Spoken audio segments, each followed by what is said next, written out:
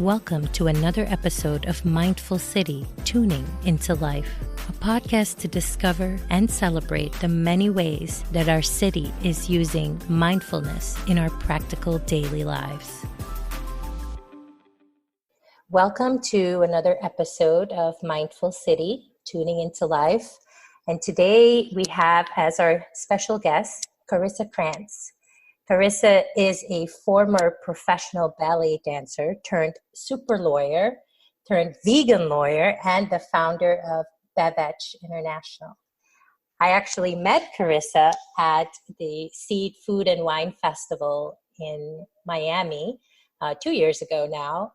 And when I met Carissa, I thought that I was speaking to an angel incarnated, honestly. I felt, why did I not know this? Why did I not understand this information? And how come no one in the world seems to know what this is? And I had to meet you. And I also met your dad, by the way, right. And amazing man. And so I wanted to welcome you to the show. Thank you so much. And I wanted you to tell me your story and the viewers to hear your story from your own mouth, to share what is it that inspired you to do all that you were doing. I look at you and I'm, how is she managing all of this? And I was just so inspired by you. And so thank you for joining us on the show. Oh, thanks for having me. How am I managing all of...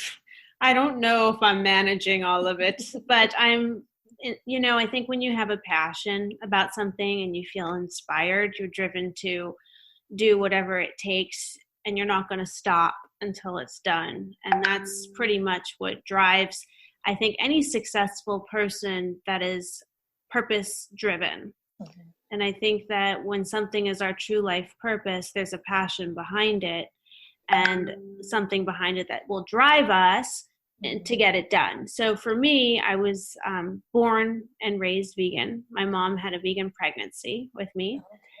And I always lived my life just being vegan and being me.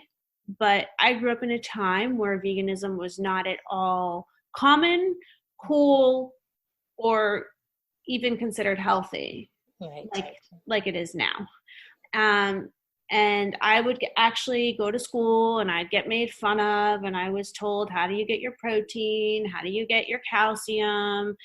And I just dealt with it because I never wanted to eat an animal, and that was a choice I knew that I was going to stick with. Even though I was born into that lifestyle, I was very conscious that this was also my choice.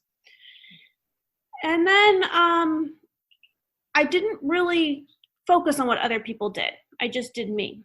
And then as I got older, and by the way, I never broke a bone in my life to this day, and I never drank milk except for my mom's breast milk. And, I was a professional ballet dancer, so I achieved great athletic ability being vegan. Yeah, I went to law school at Berkeley, so I don't think I suffered in any kind of intellectual way by having a vegan diet.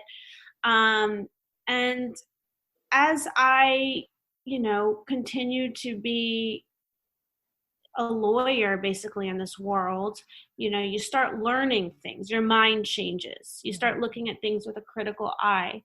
And for me, I started out as a prosecutor, and then I worked at Greenberg Traurig, which was a big global law firm, and did securities litigation. Then I did plaintiff's work and criminal work. And it wasn't until I started to get really confident in my abilities as a lawyer and able to look at things critically and realize that, we don't have to necessarily operate within the system of laws that are human man-made laws that we think we should operate in. We must respect the laws and we must use the laws, but laws are meant to evolve and change, and they're meant to evolve and change as society and civilization changes. So I'm not saying you should go out there and break any laws, but I'm saying you should learn the law, because if you know the law, then it's on your side and you can use it to make arguments that make sense. So when I started owning my veganism because I realized, it was becoming cool and popular and the thing to do. And all sorts of news is coming out now about how meat and dairy actually isn't good for you and it doesn't need to be on the food pyramid and it actually is bad for you. And there might be government warnings on products now about how bad it is for you, which to me is similar to the tobacco industry. Exactly. It's really no different. I started to come into my own and say, you know what, I can be vegan and I can be proud of it and I can be outspoken about it. And that's when I started to really look at it critically, like a lawyer would. And I started to realize that there were no real laws in place defining veganism, that vegan claims are like the Wild West. Anyone can say they're vegan by what standard? And, it goes so much further beyond labeling laws. But I think I started out by learning that alcohol is often filtered through animal parts. And that was shocking because I had been drinking wine and I thought I was vegan. And, God knows I probably had many wines that weren't vegan. I don't think it's something people would have thought of at all. I think people now still don't know. And I think it's an educational battle, frankly. It's about getting the word out there. It's about doing podcasts like this. It's about doing media. It's about doing articles. So it started with beverages for me. The business didn't start with beverages. I immediately trademarked 2 vegan symbols. That's what BeVeg does. We do international vegan certification. We have 2 global trademarks. They're worldwide trademarked, which means we can certify vegan all products or just beverages. We have a specialized beverage logo, and then we have one for all other products. And what's different about us is we are a law firm issued vegan symbol. We're the only law firm in the world that manages a vegan certification process. So in essence, we have made vegan certification a legal process while we are out there trying to define a vegan legal standard that is globally standardized and legally binding. And it's certainly a tall task. Tall order, yes. Yes, it's a lot. But our goal at BeVeg is that as we define standards and as other, organizations and jurisdictions and government entities may define standards, that our vegan standard at least will always operate and fit in within the strictest of standards. Mm-hmm. What have you seen in terms of standards versus what other, because there is no, legal right.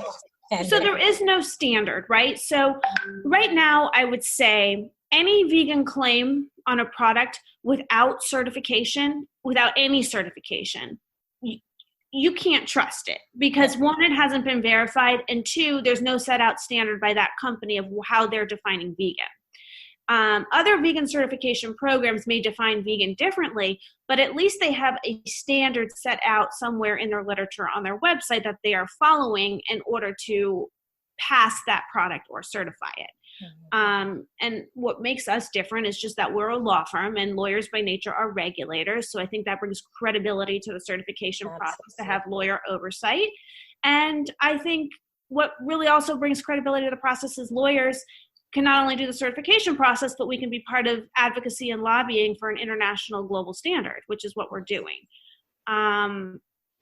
What have you seen in terms of standards that is, if somebody doesn't know what the standards are, what are some of the things that you've come across that if somebody understood that would be shocked to know?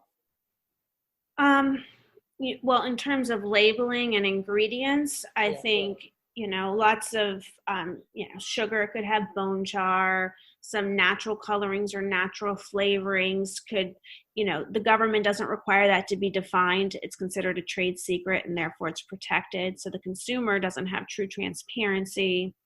The FDA and the USDA do not require disclosure of ingredients that are less than 0.5 grams per serving. They allow the supplier, the company, to round down, which means if it's 0.45 grams of sugar, say, per serving, not in the whole packet, per serving, then they can round down, when in essence, that really adds up, and then they still get to claim sugar-free.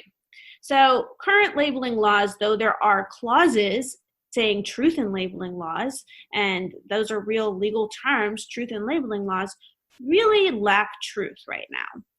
And so the government considers ingredients that are less than 0.5 grams per serving, quote, insignificant ingredients, which by a vegan standard would not be insignificant. Right. And they consider any chance of cross-contamination where trace amounts of animal parts could end up in the final product to be an incidental ingredient and therefore insignificant and not worthy of being disclosed. And, you just go through the process where suppliers think that they're vegan, and then even they realize they have a source ingredient that has an animal derivative or a dairy derivative. And it's a process, and I think it's a positive process because we have many times counseled companies to change that source ingredient in order to become vegan certified so they could pass the process. And that's a positive thing and a move in the right direction because we are then forcing suppliers to change their habits so they don't lose their major accounts. So it really is a domino effect to achieve the same thing that maybe someone would be trying to achieve by being outside of a slaughterhouse. It's just another approach to do it. And because actually what you're able to do as a law firm is you're providing them, not only you're letting them know why it's not vegan, because they may not have thought of all these processes. You're coaching them in that process, but you're also able to coach them into where to go or who to work with in order for those products. Because that's one of the things when I had heard your presentation at the festival, that surprised me the most is that I may think that what I'm making is vegan, but I don't know the source of all of the ingredients that I'm adding if that is a vegan product. So something as simple as what you mentioned, sugar, may not be vegan, and it's not something that the average person would think about. No, and that's actually, so here's an example. And I'm not going to say names because I don't want to part of the benefit of applying to us is we are attorneys. So we try to give rise to some kind of attorney-client privilege. So companies aren't afraid to apply to us because we're not here to out them. We're not here to expose trade secrets. We're not here to hurt them in any way. We're here to help them and help them transition and hopefully certify them so the consumer has confidence. But one positive thing that I saw happen with a sugar company was we had someone apply for certification about a year and a half ago, and they didn't pass due to the sugar. And they are now reapplying. They've changed their sugar ingredient, and the sugar supplier that was supplying the bone char sugar now has changed their practices because they lost that account. And now their sugar statement says for people, it's not a no bone char statement. It's a partially no bone char statement. It's basically it defines batches. So if you have this batch of sugar, there's natural charcoal, which is a disguised term for bone char. But if you have this batch of sugar, it's vegan. So, positive. It's a step in the change. right direction. Yes. Absolutely. I think it's incredible. And what is your experience in injury law? How has that contributed to what you are doing now with BeVeg? How do you feel it has shaped you? Yeah, so I think doing, plaintiff's work, you are protecting the rights of injured people, and you are taught to become an advocate. You're taught to think, you're taught to write, you're taught to fight and to get results. For me, injured people, it doesn't end there. All animals are injured victims as well. They just don't have a voice. And I wanted to extend my compassion for justice to all sentient beings. And that goes beyond just injured human beings who may have been injured in an accident or wrongful death type of a case, which is horrific. But the laws need to extend to protect animal rights, vegan rights, human rights. It shouldn't end. And the laws are intended to do that, by the way. That is the intention of the law. It's just that the scope of the law has not been drafted to solidify these additional rights, which in time it will, just like it has in the civil rights movement, the women's suffrage movement, an animal rights movement, and a vegan rights movement is no different. It's just a matter of time. We just extended rights, to gays, the gay rights movement. LGBT. I mean, I was in law school at Berkeley working at the California Supreme Court when Prop 8 was going down. And in a very short amount of time, they're a protected class, a constitutionally, federally protected class, where it was a state-by-state decision. Same thing with animals right now. It's a state-by-state decision on whether a pet is considered a family member or if a pet is considered property. It's basically segregation, the way animals are classified. You either have pet status or you have animal that's slavery and food status.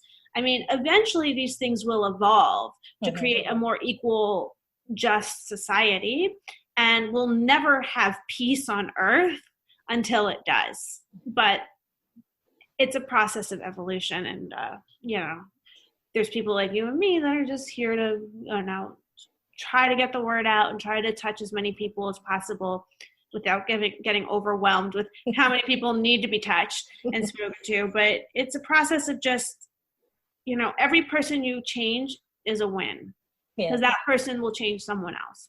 So what do you think that us as consumers, me, the average person, listeners of the podcast, what do you feel that we can do to contribute into making this change toward vegan law happen faster? How can we contribute? Well, I think in terms of consuming your food, products, beverages, you should be writing to your suppliers and manufacturers asking for the vegan certification, specifically the BeVeg one, because that's what we're trying to make legal and legally binding and accountable. But, by writing, it creates a demand. And by creating a demand, people, it's all about, in the end, products want to increase sales. So they want to speak to their consumers and they want to speak their language. So if consumers would get on board with that and demand it, then they're keeping companies honest and they're keeping their products honest. Likewise, if the consumer does make these demands on the companies, then not only are the companies forced to change their habits, but the consumer should look at it like an economy. If they're spending money on a product that's not vegan certified, they're not sure where their dollars are going and what it's supporting.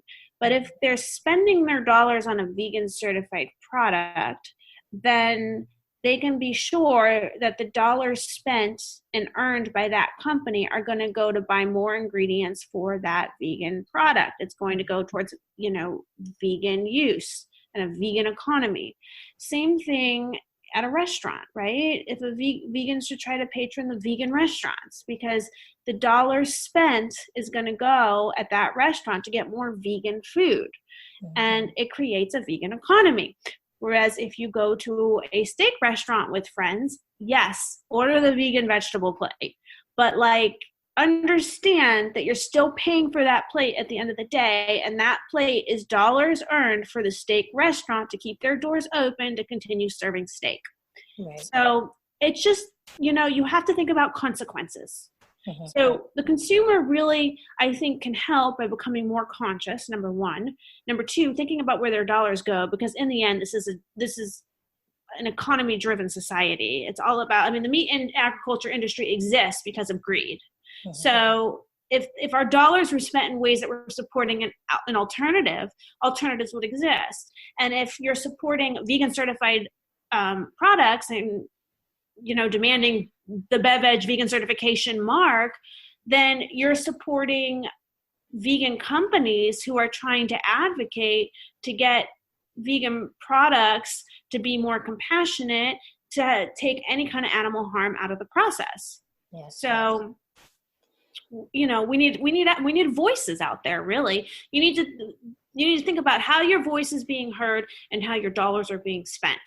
I think that's key. Have a voice and be conscious about where you're spending your money, because we all work hard for our money. We all need money to live. So once you make your money, how are you spending it? If you are between two products and one has the BeVeg vegan symbol on it and the other one doesn't and just claims to be vegan, buy the one with the BeVeg vegan symbol on it, because that one has been verified vegan and certified vegan. So that means the products, the suppliers have also been researched, and then you know you're supporting a vegan assembly line. Yes, basically. exactly.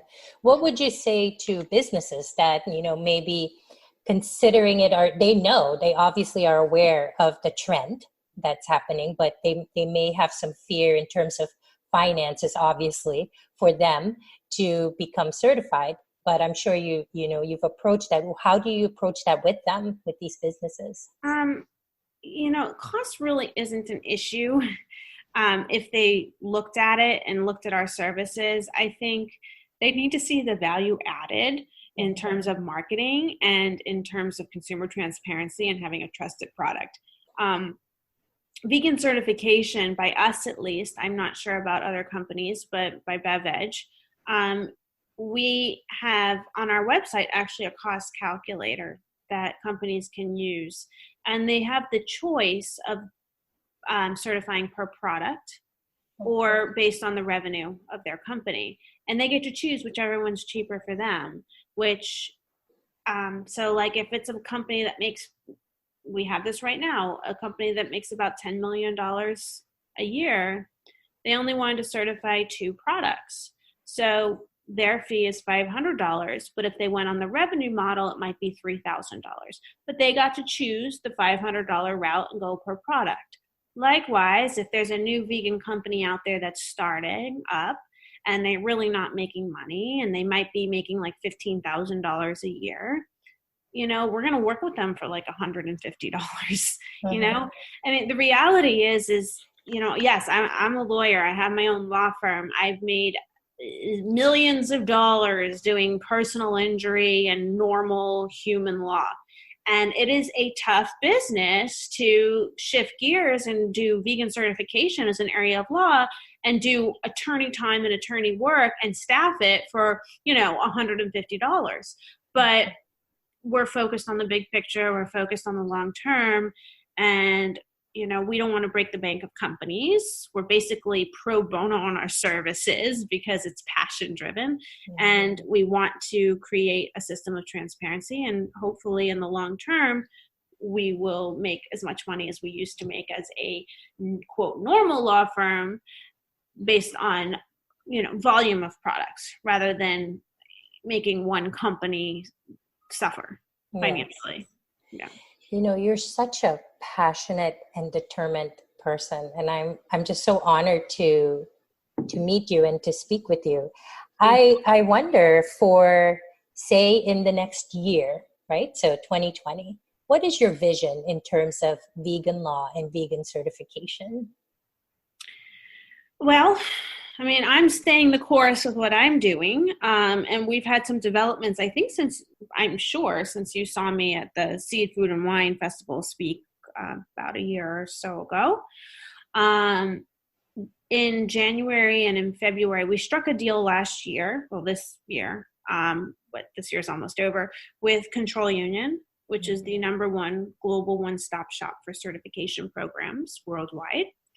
And they have over 100 programs, and they have more than 70 offices around the world. And they chose our vegan symbol to represent in their more than 70 offices. And they're currently translating their documents and training their different teams. And my hope is that in 2020, we could really be scalable because of that new relationship. Also, I have a book deal with vegan publishers, and the title of the book right now, unless something changes, is going to be Vegan Law, Know Your Rights.